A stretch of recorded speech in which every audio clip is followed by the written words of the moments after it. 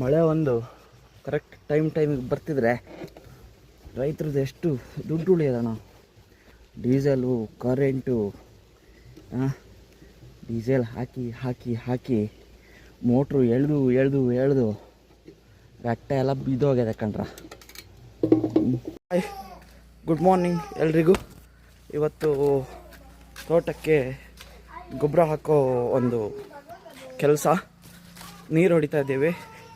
ನೀರು ಹೊಡ್ಕೊಂಡು ಗೊಬ್ಬರ ಹಾಕೋದು. ಯಸ್, ಬಕೆಟಲ್ಲಿ ಹಾಕೋದು ಈ ಥರ. ಮರ ಹಿಂಗೆ ಹಾಕೋಷ್ಟೊತ್ತಿಗೆ ಒಂದು ಸಲ ಮೇಲೆ ನೋಡಬೇಕು. ಕೆಲವೊಂದು ಅಡಿಕೆ ಮರದ ತೊಂಡೆಗಳು ಹೋಗಿರ್ತವೆ. ಒಟ್ರಾಸಿ ಹಾಕೋದಲ್ಲ, ಬುಡಕ್ಕೆ ಚೋಕೊಂಡು ಹೋಗೋದಲ್ಲ.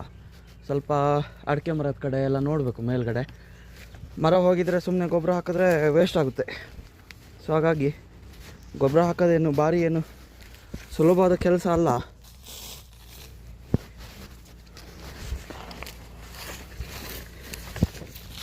ನೋಡಿ, ಕಾಫಿ ಗಿಡಕ್ಕೆ ದೂರ ಹಾಕಬೇಕಾದಷ್ಟು. ಕಾಫಿ ಗಿಡದ ಬೇರುಗಳು ಎಲ್ಲ ಭಾರಿ ದೂರ ಇರ್ತವೆ. ಬುಡಕ್ಕೆ ಹಾಕಿದ್ರೆ ವೇಸ್ಟ್. ಮತ್ತು ಕರೆಕ್ಟ್ ನೀರೆಲ್ಲ ಬಿದ್ದಿಲ್ಲ ಅಂದರೆ ಎಲ್ಲ ಎಲೆಗಳು ಎಲ್ಲ ಸುಟ್ಟು ಹೋಗ್ತವೆ. ಹಾಗಾಗಿ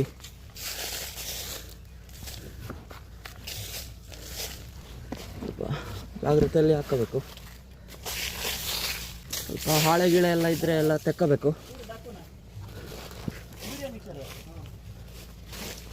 ನಾನು ಈ ಸಾಲಿಗೆ ಹಾಕ್ಲಾ ಅಂತ ನಾನು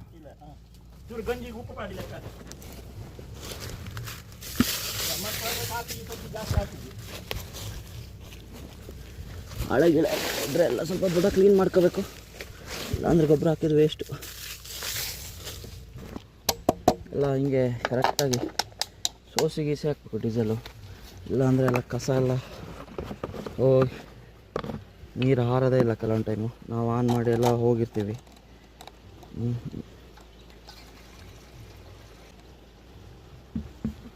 ಡೀಸೆಲ್ ಖಂಡಿತ ಇದು ಕಮ್ಮಿ ಆಯಿತು. ಈಗ ಹೋಗಿ ತರಬೇಕು. ಆಫ್ ಆಗೋದ್ರೊಳಗೆ ಅಂದರೆ ಒಂದು ಅರ್ಧ ಮುಕ್ಕಾಲು ಗಂಟೆ ಹಾರಕ್ಕೆ.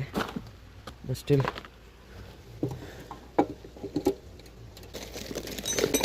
ಜೈ ಬಜರಂಗಬಲಿ. ಆನ್ ಆಗುತ್ತೆ ಬೆಳಗ್ಗೆ ಮುಂಚೆ ಅಲ್ಲ. ಸ್ವಲ್ಪ ಮೋಟ್ರಿಗೆಲ್ಲ ಚಳಿ ಹಿಡ್ಕೊಂಡಿರ್ತದೆ. ನಮ್ಮದು ಚಳಿ ಇದನ್ನೇಳಷ್ಟೊತ್ತಿಗೆ ಬಿಟ್ಟು ಹಾರ್ತದೆ. ಇನ್ನು ಹಿಂಡಿದ್ರೆ ಆ್ಯಕ್ಚುಲಿ ಒಂದೇ ಪೆಟ್ಟು ಸ್ಟಾರ್ಟ್ ಆಗ್ಬೇಕಣ್ಣ. ಯಾಕೆ ಈ ಥರ ಆಯ್ತು ಅಂತ ಗೊತ್ತು.